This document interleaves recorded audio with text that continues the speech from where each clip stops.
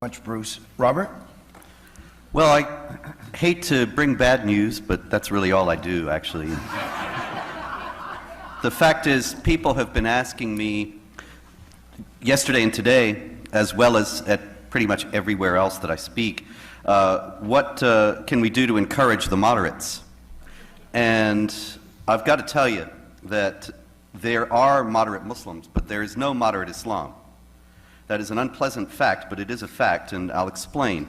Now, moderate Muslims, people usually assume that that means Muslims who believe different things from the jihadis, that they don't believe that it is part of their religious responsibility to wage war against unbelievers. They don't believe that they should hate Jews and kill them. They don't believe that they should subjugate women and non-Muslims as inferiors in the society under an institutionalized system of discrimination and harassment.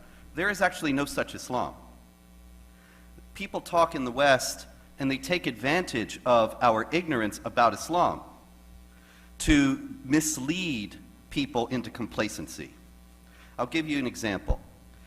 There is a 512-page fatwa against terrorism by a Pakistani Islamic theologian named Muhammad Tahir al-Qadri. And about 5 or 10 times a day, Muslims write to me and they say, "You say Islam is not a religion of peace, you should read Tahir al-Qadri." So I did. And luckily, you know, it's the wonders of the internet age, I was able to get a PDF and search it. And so what I did was, I searched it for the Quran passages that exhort Muslims to commit violence and wage war against unbelievers. Because if he's really going to be presenting an alternative form of Islam, then it would be just commonsensical, would it not, for him to take up those passages and explain why Muslims should not take them as marching orders today. And I searched for chapter 9, verse 5, slay them wherever you find them. Chapter 4, verse 89, slay them wherever you find them. Chapter 2, verse 191, slay them wherever you find them. Chapter 9, verse 29, fight against the Jews and the Christians until they're subjugated and pay the tax. Chapter 47, verse 4, when you meet the unbelievers, strike at their necks, behead them. And others of that kind. 512 pages, he never mentioned any of those verses. Now, do you understand the implications of that? This is supposed to be a piece saying that terrorism is wrong and Muslims should not engage in it, and he never addressed any of the justifications that the jihad terrorists use to show that what they're doing is Islamically correct. That's not a reform kind of Islam. That's not a moderate Islam. That's a big, extensive, elaborate effort to deceive unbelievers and make us ignorant and complacent about the jihad threat. You cannot reform something, you cannot fix a problem without acknowledging that there's a problem, you see. And there is no moderate Islam. There is no version of Islam that does not teach warfare against unbelievers and their subjugation. It's just like this. This does not mean, as Raymond and Bruce were saying, that all Muslims are doing this or all Muslims are even on board with this. But it's just like in the Catholic Church. The Catholic Church teaches, as part of its official teaching from the Pope and so on, contraception is wrong, contraception is immoral, don't contracept. Survey after survey shows that 70, 80, 90% of Catholics use contraception. Now, we would be absolutely wrong, incorrect, to say that, oh, that means that the church doesn't really teach that contraception is wrong. It really does. It's just that most Catholics don't pay attention.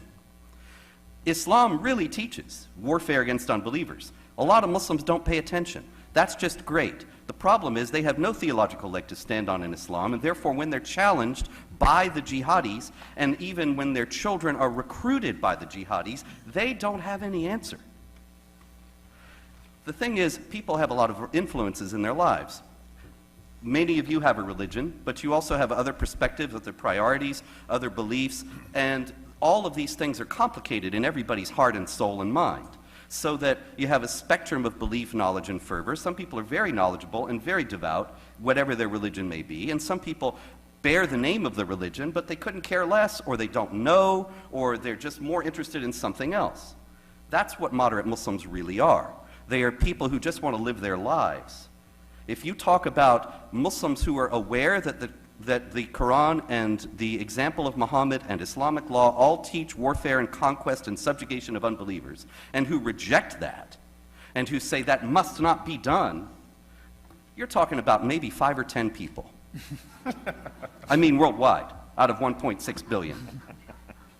Zuhdi Jasser and his friends. If you want to talk about actual Muslim reformers, it is exactly that way. But if you want to talk about Muslims who just aren't going to take up arms against us at any time, well, that's millions upon millions of people. The problem is, when the chips are down, where will they side? They will side with the Muslims who are waging war. That is where their allegiance is. They probably won't do anything. But to base our foreign policy and our domestic policy, our immigration policy, to base the future of our nation, to base our children's lives on the idea that the vast majority of Muslims don't want to do this, don't care about jihad and conquest and subjugation, and that somehow some large group of Muslims who are moderates are going to rise up and fight against the jihadis and stop them, that is not only foolish, that is suicidal. Thank you so much.